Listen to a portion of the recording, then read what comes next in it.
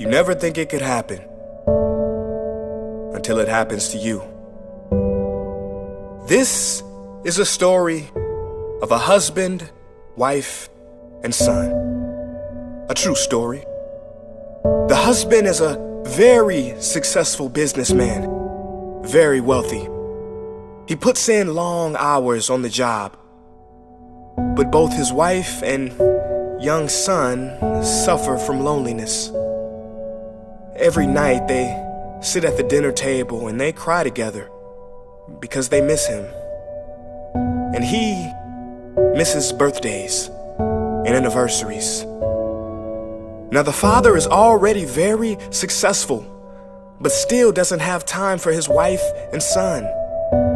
Even when he's at home, he's not truly home. He's thinking about his business meetings, his clients. He's on the phone texting and making calls.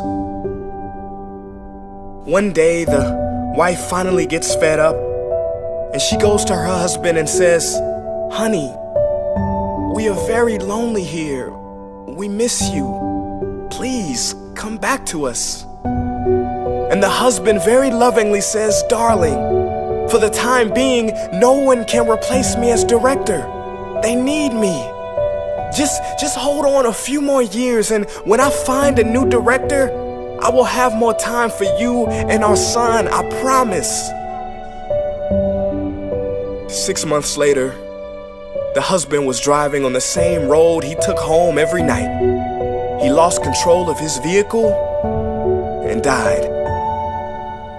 His company replaced him and found a new director in just 2 days.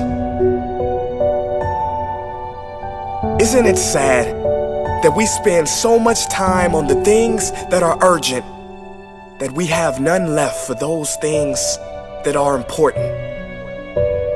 Please do not get me wrong. Striving for a better life and wealth for yourself and your family is great. Look, I don't think you can get too much money. But if money gets you, that's too much. If money becomes your God, if you make $1 million but lose your health in the process, is that success?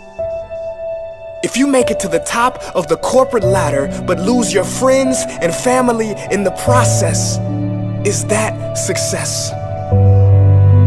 I ask you, are you taking for granted the moments with the real people who are close to you by focusing on a future moment that doesn't even exist? I urge you to focus on what's real and now, because this life is short.